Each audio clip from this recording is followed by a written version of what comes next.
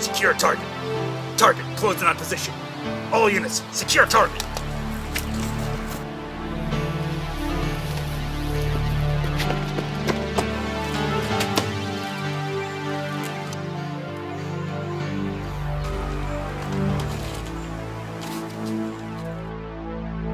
You, driver! Get out of the truck, now! Oh my God. Okay, don't shoot! Get out of the truck. Get out of the truck. Shoot. Get out of the truck. Close the door. Get up against the door. I need the truck. I need your keys.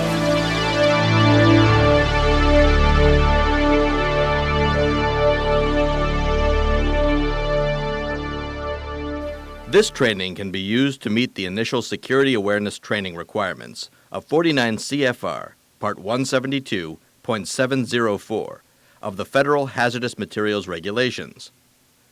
All current hazmat employees must receive this training as part of their next scheduled recurrent training.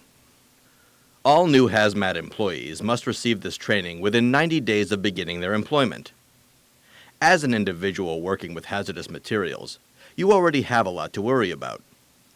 You need to ensure that you are complying with the Federal Hazardous Materials Regulations and that you are properly handling, packaging, labeling, loading, securing, shipping, and safely performing every other task associated with hazardous materials.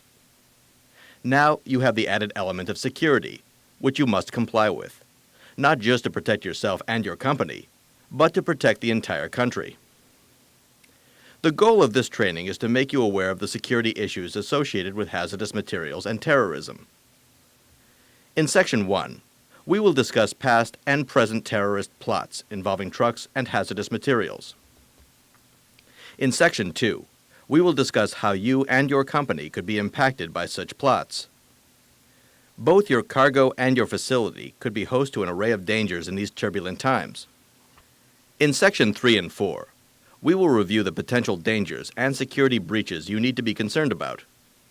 Some you may already be familiar with, but it's the ones you may not have thought about that are the most likely to be used by a terrorist. In Section 5, we will talk about recognizing and responding to threats and suspicious activities. In this section, we will present several scenarios and discuss what to do. This section also discusses the importance of risk assessment and emergency preparedness. So, if something does happen to you, you'll be prepared. Section 6 will discuss some additional tips for recognizing and responding to threats. Training and developing and implementing a security plan are key elements to deterring terrorists. In Section 7, we will present you with information about these prevention measures. Be sure to sign the Certificate of Training upon completing this training. Retain this documentation for your records. Your employer is also required to keep records of this training.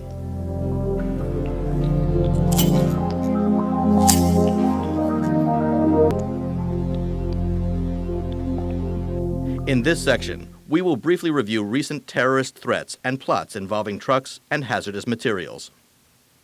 Attorney General John Ashcroft stated in a press release shortly after the terror attacks that several persons with possible links to the hijackers in the September 11th attacks have obtained or tried to obtain commercial driver's licenses to haul hazardous materials. If you think these dangers have decreased since that time, think again. In June of 2003, an Ohio trucker with a CDL and a hazmat endorsement pled guilty to conspiring with al-Qaeda to take down the Brooklyn Bridge. In the same week, a ship packed with explosives equivalent to an atomic bomb was seized off the coast of Greece. The Merchant Marine Ministry stated that this was the biggest quantity of explosives ever seized in the world from a boat sailing illegally. With approximately 800,000 shipments of hazardous materials in the U.S. every day, there are certainly a wide range of opportunities available to the terrorists. Since it's nearly impossible for law enforcement agents to protect every transporter of hazardous materials, it's more important than ever for all of us to do our part.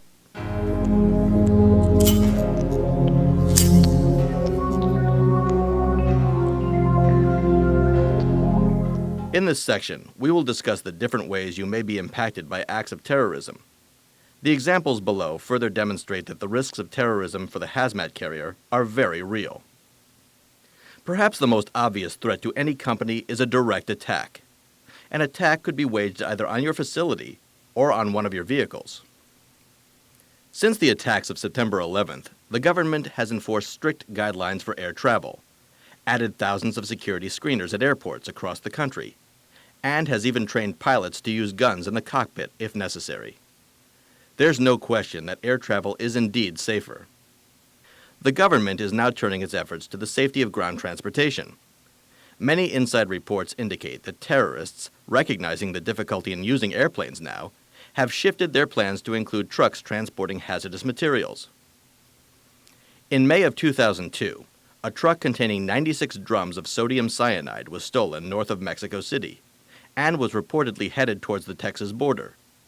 Luckily, most of the sodium cyanide drums were recovered, but the theft demonstrates the vulnerabilities a hazmat carrier faces every day. In March of 2003, a group of armed men attempted to hijack a fuel tanker in Bloomington, Indiana. The group retreated after the driver of the tanker used his cell phone to call police. The FBI is investigating the incident and possible links to terrorism. In May and August of last year, authorities uncovered another new terrorist trend involving trucks and hazardous materials. Terrorists attached bombs to Israeli fuel tankers and set them off using a remote triggering device. In the past, there have been several attacks on U.S. embassies by trucks carrying hazardous materials.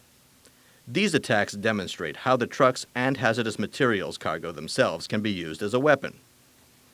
Other examples of weaponization include the 1993 attack on the World Trade Center, in which a car bomb was exploded in a garage beneath the towers.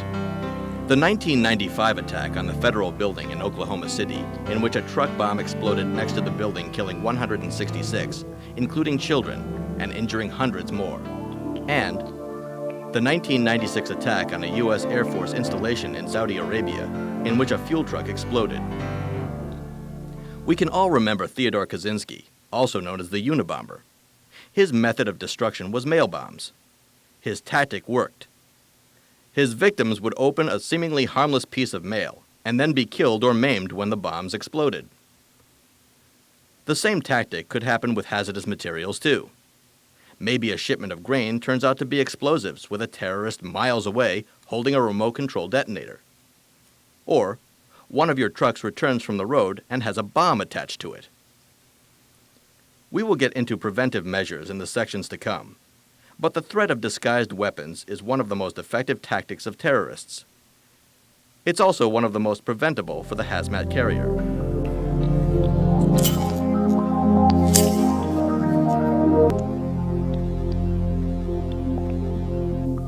In this section, we will discuss the primary targets terrorists may focus on when plotting an act involving you or your company.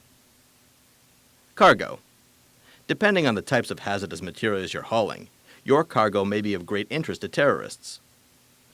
It's easy to make the mistake of thinking terrorists are more interested in hazardous materials, such as explosives, than your delivery truck hauling fuel oil in a small local area. A fully loaded fuel oil truck can create a long and intense fire, sufficient to take down a tall building. As you may recall, it was the fires that brought down the World Trade Centers on September 11th, not the airplane crash. Your hazardous materials cargo is just as dangerous in the hands of terrorists as the most sensitive of hazardous materials. Facilities. Like with cargo, it's also easy to make the mistake of thinking that terrorists would be more interested in large hazmat carriers who transport greater quantities of hazardous materials. To the contrary, one could make the case that small carriers are more attractive than larger carriers with more extensive security practices in place. In actuality, all hazmat carriers need to be concerned and need to take the appropriate security measures. When it comes down to it, none of us can predict what will happen, but we can be prepared if and when something does happen.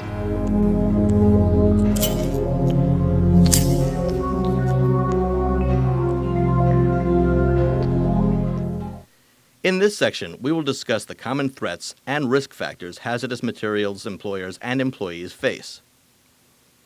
Routes traveled. It's important to understand the many threats you face when transporting hazardous materials. Yes, the frequency you travel, amount of time for each trip, and the areas you travel through pose risks. But have you ever thought a casual conversation with another trucker at a rest stop could be dangerous? It can. Telling another person what you're hauling and where you're going can be tantamount to drawing a map in the sand for potential terrorists. It's also not just high crime areas or areas with national landmarks where terrorists can be lurking. Any highly populated area, areas with bridges and tunnels, border areas, historical landmarks, large office parks, and areas with water supply areas or reservoirs, sewer lines or gas lines, rail lines, and power plants are also significant areas for terrorist activity and significant areas where you need to be alert for anything or anyone suspicious. Back roads, roads with manhole covers, and construction areas can also pose a threat since drivers are traveling at lower rates of speed and are subject to frequent stops. Another risk: what if your truck breaks down? Or what happens when you have to stop at a rest area? Just how are you safeguarding your vehicle and cargo? Quantity. It's important not to let your guard down just because you may be transporting smaller quantities of hazardous material. As we mentioned previously, all quantities are at risk. Smaller quantities may translate the message less security and make your small shipment a prime target. Storage. So, where do you store your cargo en route? And who's watching your cargo when you're resting in your sleeper berth? While you can, and are required to, check your vehicle and cargo before and after each stop, the time in between also poses a risk. If you're not utilizing well-lit and familiar rest areas, you're putting your cargo and truck at great risk. Loading and unloading. Loading and unloading are also times when you are vulnerable. Are you the only one involved in loading and unloading your cargo? Are the loading and unloading areas secure? Is an authorized supervisor overseeing all the loading and unloading of hazardous materials for your company?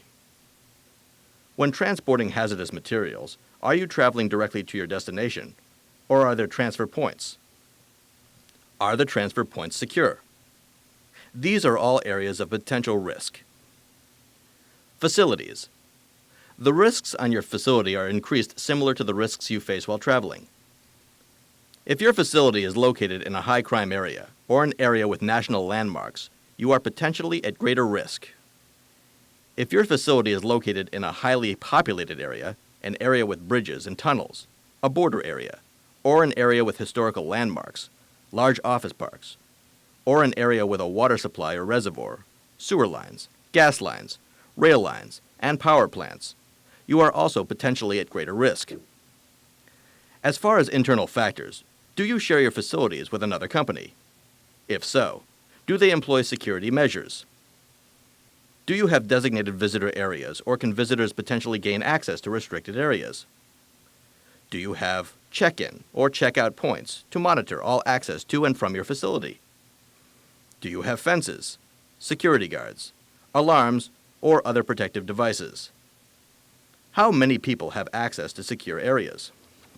Is your hazardous materials cargo always and only stored in a secure area? When someone quits or is terminated, does your company immediately change the locks and access codes? These are all loopholes that could lead to a security breach and put your company, coworkers, and the public at risk. Personnel. Just how well do you know all of your coworkers? Typically, employers run prior employer checks when hiring individuals, but are you only running these checks once? How about criminal checks? The federal government has recently passed new regulations restricting the granting of hazardous materials endorsements for the following convictions: terrorism, murder, smuggling, espionage, arson, kidnapping, treason, denounced U.S. citizenship, robbery, bribery, felonies involving hazardous materials, fraud or misrepresentation, rape or sexual assault, dishonorable discharge from the armed forces, and the unlawful use or addiction to a controlled substance. To prevent such individuals from obtaining endorsements, all drivers are now subject to criminal background checks conducted by the federal government. These checks will be conducted on all new and current hazmat drivers initially, and again when the driver has to renew his or her endorsement. This is a good plan. The only problem is that employers will not find out these results. Additionally, it's not just your personnel you need to be concerned with, but all personnel your company is in contact with before, during, and after the transport of hazardous materials. Receiving shipments. If your company doesn't immediately inventory all the shipments it receives, a terrorist plan could potentially be carried out before you even know what's going on, or have the opportunity to alert law enforcement. Does your company inventory all shipments it receives immediately upon arrival? How about verifying all of the information contained on the shipping papers? How about verifying the identity of the individual delivering the shipment? These are all important steps to cover key risk areas. Documentation. It's essential that all documentation concerning every aspect of the transport of hazardous materials be verified. In the case of the ship loaded with explosives, which was seized off the coast of Greece in June 2003, false shipping papers were what tipped off authorities. Communication. How would a driver contact his or her dispatcher in the event of an emergency? If the truck is stolen, obviously using the truck's radio would not be possible.